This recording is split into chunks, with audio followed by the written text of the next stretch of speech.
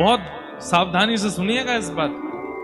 हमारे भारत में उड़ीसा बंगाल प्रांत में एक अद्भुत आचार्य हुए, उनका नाम था श्री जयदेव महाप्रभु, जिन्होंने गीत गोविंद की रचना की। प्रसंग आता है कि जगन्नाथपुरी में एक माली की बेटी को याद हो गया गीत गोविंद, और वो माली की बेटी अपने बगीचा में जब बैगन तोड़ने के लिए जाती थी तब गाती थी। एक माली की बेटी थी जगन्नाथपुरी में, उसको गीत गोविंद याद हो गया। उसने कहीं कथा में सुना कि गीत गोविंद का पाठ करने से ठाकुर जी संग संग रहते हैं, तो उसने गीत गोविंद याद कर लिया, और अब वो जब भी अपने बगीचे में जाती तो वहां बैगन तोड़ते समय गाती थी। श्रित कामला कुच मंडल धृत कुंडल धृत कुंडल कलित ललित बनुमान जय जय देव। महाप्रभु जगन्नाथ जी मंदिर से ऐसे दौड़ करके जाते, किसी को दिखाई नहीं देते, और वो बैगन के बगीचा में भीतर बैगन तोड़ने के लिए जाती, कांटों के लगे हुए सुंदर झाड़ उनके नीचे से वो तो निकल जाती, और विशाल स्वरूप महाप्रभु जगन्नाथ जी का। अब गीत गोविंद सुनने के लिए जा रहे हैं, अब जैसे ही वो उस झाड़ में प्रवेश करें, कहीं ठाकुर जी के कांटे से यहां पर चीरा लग जाए, कहीं से ठाकुर जी के वस्त्र फट गए, कहीं से ठाकुर जी की धोती उधर गई, सब मालाएं वालाएं टूट करके गिर पड़ी। और जैसे ही गीत गोविंद विश्राम हुआ, ठाकुर जी लौट करके मंदिर आए। मंदिर आकर के जैसे ही खड़े भये, पुजारियों ने जाकर के देखा महाप्रभु जगन्नाथ जी के वस्त्र फटे हुए हैं। ठाकुर जी, ये आपके वस्त्र उधर कैसे गए? सुभद्रा जी के वस्त्र ठीक हैं, बलराम जी के वस्त्र ठीक हैं, आपके वस्त्र कैसे फट गए? कोई चूहा आ गया हो क्या यहाँ पे? कुतर गए हो आपके वस्त्रन ने? जगन्नाथ महाप्रभु बोले नहीं नहीं, कोई चूहा हुआ नहीं आया है, तो फिर वस्त्र कैसे फटे आपके? ठाकुर जी बोले मोकू गीत गोविंद बहुत प्रिय लगे, और एक माली की छोरी वो अपने बगीचा में बैठ करके बैगन तोड़ते भये, पुष्प तोड़ते भये गीत गोविंद गावे। वाके स्वर्प में ऐसो रीझ करके दौड़ के जाऊं, अब छोटे छोटे कुंजन में वो तो प्रवेश कर जाए, मेरा विशाल शरीर है, कांटे लग जाएं, वस्त्र फट जाएं, या हमारे मेरे वस्त्र उधर गए। पुजारी जी को इतना प्रिय लगा ठाकुर जी का, आपको गीत गोविंद इतना प्रिय है? बोले हाँ। माली की लाली को बुलाया और उसको कह दिया, अब से तुम बगीचा में बैठ करके नहीं गाना, तो तुमको हम अधिकार देते हैं, तुम गर्भगृह के मुख्य देहरी पर बैठ करके यहां बैठ के जगन्नाथ जी को गीत गोविंद सुनाओ, नहीं तो ये तो दौड़ के वहीं चले आएंगे। तब से हमने भी अपने श्रोताओं को यह नियम दिया है कि गीत गोविंद का पाठ जब भी करना है बैठ करके करना है। चलते फिरते उठते बैठते खाते पीते हंसते सोते जागते अगर आप करोगे तो ठाकुर जी आ जाते हैं सुनने के लिए, और कहीं ठाकुर जी को दिक्कत ना हो। और जब भी गीत गोविंद करना है, एक स्वच्छ आसन लगा करके करना है कि ठाकुर जी आप आके इस पर विराजो, हम आपको गीत गोविंद सुनाते हैं। इतना प्रिय है महाप्रभु जगन्नाथ। उस काल में कोई मौलवी थे, उनका एक हिंदू पंडित भक्त था, मित्र था। तो मौलवी जी और वो पंडित जी दोनों मित्र थे आपस में। तो एक दिन मौलवी जी बोले, तुम्हारे भगवान को मैं देखना चाहूं तो कैसे देख सकता हूं? तुम्हारे पूरे शास्त्र पुराणों में ऐसी कोई बात है जिसका मैं पाठ करूं और तुम्हारे भगवान प्रकट हो जाएं? तो पंडित जी ने उनको गीत गोविंद दे दिया। बोले जयदेव महाप्रभु के द्वारा लिखा गया गीत गोविंद महाकाव्य, इसको ठाकुर जी ने वरदान दिया है कि जो गाएगा मैं उसके पास आ ही जाऊंगा। ये विचार नहीं करूंगा कि उसने कितने पाप किए हैं, उसने कितनी गलतियां करी हैं, बस वो शुद्ध मन से शुद्ध भाव से गाएगा, मैं पहुंच जाऊंगा। तो आपसे हमारा निवेदन है, 1 महीना के लिए आप जो भक्ष वक्ष खाते हो सब चीज छोड़ छाड़ दो और गीत गोविंद का नित्य पाठ करो, आसन लगा करके करना, हमारे ठाकुर जी आएंगे। तो मौलवी जी ने संस्कृत याद की और नित्य गीत गोविंद का पाठ करते, आसन लगा करके, छुप करके, कोई देखे ना। 1 दिन, 2 दिन, 10 दिन, 15 दिन, 20 दिन निकल गए। अब तो गीत गोविंद उनको याद हो गया। एक दिन बड़ी जल्दी में कहीं निकलना था उनको, मन में सोचने लगे पाठ कैसे करूं, आज का पाठ तो रह जाएगा। तो मन में उन्होंने विचार किया कोई बात नहीं, घोड़ा पे बैठ करके और घोड़ा हाँकते हाँकते गीत गोविंद बोलूंगा। जैसे ही घोड़ा पे बैठे घोड़ा हाँकने लगे और बस गीत गोविंद का पाठ शुरू किया। इतने में क्या देखते हैं कि उनके घोड़े के आगे छोटा सा बालक, घुंघराले केश, नील वर्ण की कांति, और उल्टा दौड़ रहा है, पीछे की तरफ दौड़ रहा है भुजा उठा करके। मौलवी जी ने तुरंत घोड़ा रोका, उतर करके नीचे आए। अरे बालक, इतनी गति से तुम उल्टे कैसे दौड़ रहे हो, और तुम दौड़ क्यों रहे हो, क्या बात है? तो ठाकुर जी कमर पे हाथ धर के बोले, रोज तो मेरे काजे आसन लगावे, आज आसन नहीं लगाए हो, घोड़ा पे बैठ के गा रहे हो। अब मेरे तो सुनवे को मन हो तो मैं कहा करूं, दौड़ दौड़ के सुनना हूं। ये सुनते ही जयदेव महाप्रभु, उस मौलवी के तो नेत्रों में आंसू आ गए, ठाकुर जी के चरणों में गिर गया। बोले भगवान, आज दर्शन हो गए आपके। मैंने कहा था कि मुझे आपके भगवान देखने, आप ही हो? बोले हाँ, हम ही हैं। तब से उन मौलवी जी ने नियम कर लिया, नित्य गाते थे गीत गोविंद। तो ऐसा गीत गोविंद महाकाव्य लिखने वाले श्री जयदेव महाप्रभु, बंगाल का उनका जन्म।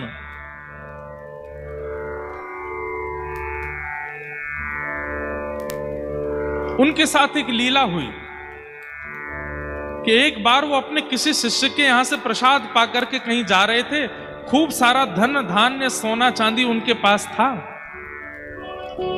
बीच मार्ग में कुछ लुटेरों ने उनके रथ को रोक लिया और सारा धन हरण कर लिया। जयदेव महाप्रभु बोले, भैया तुम सब ले जाओ, हमको छोड़ दो। तो डाकुओं ने सोचा कि इसने हमारा मुंह देख लिया है, हमारा रूप पहचान लिया है, ये राजा को जाकर हमारे बारे में बता देंगे, हमारी मृत्यु हो जाएगी, हम पकड़े जाएंगे। तो उन डाकुओं ने क्या किया, महाप्रभु जी को पकड़ के आधी रात में दोनों हाथ और पैर काट दिए जयदेव महाप्रभु के, और उनके बचे हुए शरीर को एक कुआं में फेंक करके रथ लेकर के चले गए। जयदेव महाप्रभु वहीं कुआं में पड़े पड़े गीत गोविंद गा रहे हैं, ठाकुर जी का स्मरण कर रहे हैं। तभी एक नगर का राजा वहां से निकल रहा था। उसने जैसे स्वर सुना तो वो राजा भी गीत गोविंद का पाठ करता था, पर जयदेव महाप्रभु से कभी मिला नहीं था। उसे पता था कि जो गीत गोविंद मैं करता हूं वो किसी जयदेव महाप्रभु ने लिखा है, पर उनका दर्शन नहीं हुआ आज तक मुझे। कुआं में झांक करके देखा तो बिना हाथ बिना पैर का कोई व्यक्ति, और मंद मंद मुस्कुरा रहा है, रक्त की धार बह रही है, और बस जगन्नाथ जी को याद कर रहे हैं। सैनिकों से कहा, जल्दी निकालो इनको बाहर। जयदेव महाप्रभु को बाहर निकाला, पूछा आप कौन हैं? जयदेव महाप्रभु ने अपना परिचय नहीं दिया, बोले कि बस मैं तो जगन्नाथ जी का भक्त हूं, यहां से जा रहा था, किसी व्यक्ति को कुछ चाहिए था, लूट के ले गया, मेरे हाथ पैर काट गया। अरे भगवान, आप मेरे नगर चलिए, मैं आपकी चिकित्सा करवाऊं। और जयदेव महाप्रभु को लेकर के गए, उनकी मल्लम पट्टी आदि करवाई, चिकित्सा करवाई, और राजा ने जयदेव महाप्रभु को अपना राजगुरु बना करके अपने पास बैठा लिया। आज्ञा मांगी, ध्यान से सुनिएगा सब लोग। एक दिन जयदेव महाप्रभु से आज्ञा मांगी कि हे महाप्रभु जी, आप मुझे आज्ञा कीजिए कि मैं एक नियम धारण करना चाहता हूं। जयदेव महाप्रभु ने कहा, एक ही नियम धारण कर लीजिए। बोले क्या? नित्य 1 घंटा के लिए अपने द्वार सब ब्राह्मणों के लिए और सब याचकों के लिए खोला करो, वो जो मांगे उनको दिया करो। 1 घंटे के लिए खूब दान पुण्य किया करो, और 1 घंटे में जो आ जाए और जो मांगे सब दे दो। राजा ने कहा, जो आज्ञा। अब तो महाराज पूरे भारत में हवा की तरह बात फैल गई कि उड़ीसा प्रांत में एक राजा है, 1 घंटे के लिए द्वार खोलता है, उतने में जो पहुंच जाए, जो मांगते हैं सब देता है। बड़े बड़े ब्राह्मण, बड़े बड़े याचक सब आने लगे। तो वो जो चोर थे जिन्होंने जयदेव महाप्रभु के हाथ पैर काटे, उनके मन में आया कि एक राजा मुंह मांगी वस्तु प्रदान करता है, हम भी ब्राह्मण बन के चले जाते हैं, मांग लेंगे राजा से। उन्हें यह नहीं पता था कि जिनके हाथ पैर हमने काटे वो वहीं बैठे हैं। चारों ब्राह्मण बनकर के जैसे ही राजा की सभा में पहुंचे, राजा के सिंहासन के बगल में जब जयदेव महाप्रभु को देखा तो चारों घबरा गए। बोले, अरे ये तो वही हैं जिनके हाथ पैर हमने काटे थे, ये हमारा रूप जानते हैं, ये राजा को सब सत्य बता देंगे, यहां से निकलने में ही फायदा है। जैसे ही चारों वहां से जाने लगे तो जयदेव महाप्रभु समझ गए कि संकोच में यहां से भाग रहे हैं। उन्होंने तुरंत कहा, अरे राजन राजन देखो, आज कितनी बड़ी कृपा, गुरुकुल में हमारे साथ पढ़ने वाले हमारे मित्रगण आए हैं, इनको बुलाओ।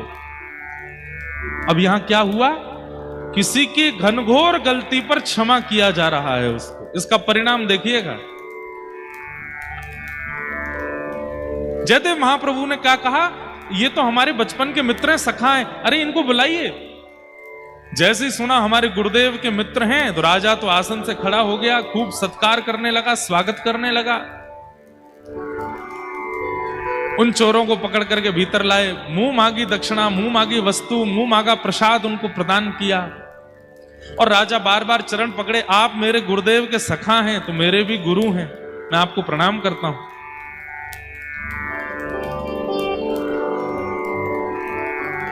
वो डाकू चोर सब सोचने लगे, बोले कि ये जयदेव महाप्रभु, इनके हमने हाथ पैर काट दिए और ये हमारा इतना सम्मान करवा रहे हैं। चलो अच्छा है, इतनी सामग्री, इतना धन धान्य दिया। राजा ने कहा ये सब आप लेकर के जाओ। तो उठा नहीं पा रहे थे तो राजा ने सैनिक भेजे उठा करके सामान के इनके आश्रम तक छोड़ के आओ। इतना सामान दिलवाया। जब वे सैनिक सामग्री उठा करके चल रहे थे तो बाहर जाकर के उन सैनिकों ने पूछा, महाराज आप लोग कौन हैं? हमारे यहाँ इतने बड़े बड़े ब्राह्मण आते हैं, इतने बड़े बड़े याचक आते हैं, पर इतना सम्मान, इतनी सामग्री, इतना धन धान्य आज तक किसी को नहीं दिया गया। ये हमारे राजगुरु जो हैं, जिनके हाथ पैर नहीं हैं, इन्हें आप बचपन से जानते हैं, इनके हाथ पैर कैसे कट गए, जरा इसके बारे में आपको पता है? तो वो चारों चोर क्या बोलते हैं, देखो आज वो राजगुरु बना बैठा है, लेकिन सच्चाई हमसे पूछो। बोले क्या सच्चाई? बोले जब हम बचपन में गुरुकुल में पढ़ते थे तो हमारे गुरुजी के सोने के पात्र इसने चोरी कर लिए थे। झूठ बोलने लगे। और जब इसने सोने के पात्र चोरी किए तो गुरुदेव को जब पता चला तो गुरुदेव ने हमको आज्ञा करके कहा, वन में ले जाओ, ले जा करके इसका सर धड़ से अलग कर दो, गुरुद्रोही है, गुरु के यहां चोरी करता है। हम इसको वन में लेकर के गए, पर हमको इस पर दया आ गई, हमने इसका गला तो नहीं काटा पर हाथ पैर काट दिए, इसको छोड़ दिया। जैसे ही उन चोरों ने झूठ बोला, इतना बड़ा जघन्य अपराध किया, उसी समय पृथ्वी बीच से फट गई और वो चारों पृथ्वी में समा गए। प्रकृति ने उनको नष्ट कर दिया। ये क्षमा का स्वरूप है।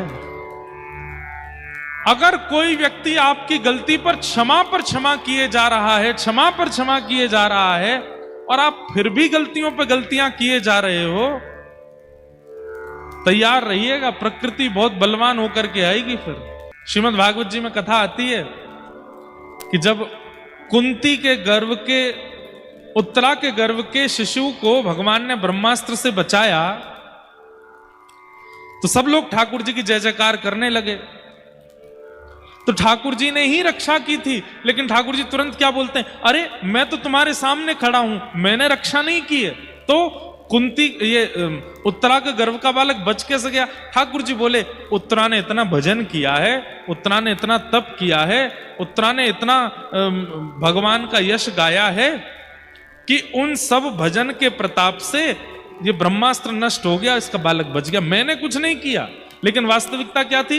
एक रूप से ठाकुर जी बाहर खड़े थे और एक रूप से अंगुष्ठ मात्र वायु का आश्रय लेकर के वायु की तरह नासिका से गर्भ में प्रवेश करके रक्षा कर रहे थे। ठाकुर जी का स्वरूप कैसा है? श्रेय देते हैं, दूसरों को, स्वयं करते हैं पर श्रेय दूसरों को देते हैं। और हम कैसे हैं, दूसरा कर दे उसमें भी श्रेय खुद लेते हैं। हमने किया। मुख्यमंत्री जी आए थे तो पहले ही देख लेते हैं स्क्रीन में कौन सा कैमरा है जहां से हम पीछे दिख जाएंगे। हम खड़े थे, उतने का स्क्रीनशॉट लेके घर में लगवा देंगे, देखो मुख्यमंत्री जी के साथ खड़े थे हम, हमने ही फोन करके बुलवाए थे, हमने ही मंच पे बैठाए थे। श्रेय लेना ये तो बहुत सामान्य सी बातें हैं जिनको हम मंच से बोल सकते हैं। ऐसी भी कई बातें जिनको हम यहां से बोल नहीं सकते, लोग उसमें भी श्रेय लेते हैं। कहीं किसी का ब्याह अच्छा हो जाए, लड़का लड़की अच्छे मिल गए, दोनों का ब्याह हो गया, अच्छा जीवन चलने लगा, लोग प्रशंसा, अरे भाई उनका विवाह बहुत अच्छा हो गया, दाम्पत्य जीवन बहुत बढ़िया। हमने ही तो बताया था, हमने ही तो करवाया था, हम ही ढूंढ के लाए थे लड़की को, हमने ही कहा था इससे ब्याह कर दो। और अगर दोनों में नहीं बनी तब ढूंढो, कहां है भैया बिचौलिया, कौन ढूंढ के लाया था? हमने तो भैया पहले ही कही थी सोच समझ के ब्याह करना, हमारी मानी नहीं किसी ने। हम भले ही बताए थे लड़की, लेकिन हमने पहले ही कहा था कि अपना बुद्धि विवेक लगाना। अच्छे कार्यों में श्रेय लेना ये एक प्रकार की चोरी है। अस्तेयम, संसार में चोरी तो हम करते ही हैं, ठाकुर जी की भी चोरी करते हैं। परिश्रम किया, मेहनत किया और उसके बाद भी फेल हो गए तो ठाकुर जी को दोष देते हैं, ठाकुर जी हमारा भला नहीं चाहते, ठाकुर जी हमको पास नहीं किए। और परिश्रम न करने के बाद भी, सामान्य सी पढ़ाई करने के बाद भी पास हो गए तो फिर गाने लगेंगे दिन रात एक कर दिया था, किसी कार्यक्रम में जाते नहीं थे, घर के में रोज पढ़ता था, रोज करता था। श्रेय लेना ये अच्छा नहीं। इसलिए हर दिन आप श्वास भी ले रहे हो, इस बात का धन्यवाद ठाकुर जी को किया कीजिए कि आज मैं श्वास ले पा रहा हूं, आपकी कृपा है ना। शास्त्र तो ऐसा भी कहते हैं कि रात्रि में जब आप सोते हैं और जब आप सुबह उठते हैं तो आंख खोल करके जब आपको पता चलता है कि नहीं हम जीवित हैं, तो ठाकुर जी को प्रणाम किया करो, धन्यवाद आपने आज भी हमें जीवित रखा, क्योंकि रात्रि में सोए थे, हम तो कहीं और चले गए तो चाहते तो हमारे प्राण निकल सकते थे, पर आज भी हम जीवित हैं, आपकी बड़ी कृपा है।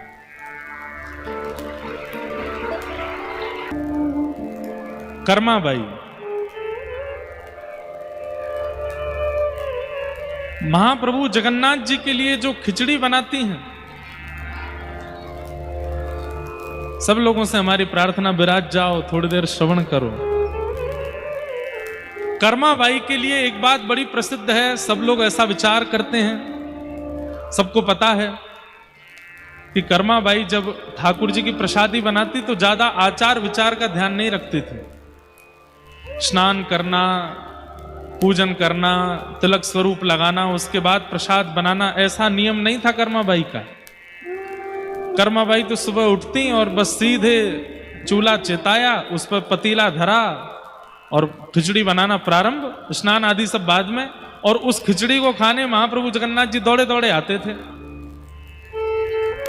अब आप अगर तन की पवित्रता देख रहे हैं कर्माबाई, और कहीं ऐसा मत कर लेना कि कर्माबाई की तरह आप भी कल से प्रारंभ कर दो, चलो बिना नहाए धोए हम भी बना के देखें ठाकुर जी आ रहे हैं कि नहीं। नहाए धोए तो आए नहीं आज तक, बिना नहाए देखें नहीं। बात वहां आती है कि कर्माबाई का चित्त पवित्र है, विचार पवित्र हैं। जहां चित्त और विचार की शुद्धता होती है वहां तन का पवित्र होना आवश्यक नहीं। हमारे भागवत जी में भगवान के एक अवतार का वर्णन आता है। कौन सा अवतार? दत्तात्रेय, श्री दत्तात्रेय भगवान। और श्री दत्तात्रेय, गुरु दत्तात्रेय के विषय में आता है कि जब यदु महाराज ने उनका पहली बार दर्शन किया तो कैसे हैं? अवधूत चिंतन श्री गुरुदेव दत्त। अवधूत, स्नान नहीं किया है, विचारों की पवित्रता से ही शुद्ध हैं, वस्त्र नहीं पहनते हैं, आकाश ही जिनके अंग को ढकता है, ऐसे दिगंबर। मतलब शरीर की क्रियाएं समाप्त हो जाती हैं अगर विचारों में शुद्धता आ जाए, बुद्धि में शुद्धता आ जाए। सब लोग इधर देखिए, सावधानी से सुनो, इधर देखो, हमारी तरफ देखो भाई, यहां देखो, दद्दा जी को देखो।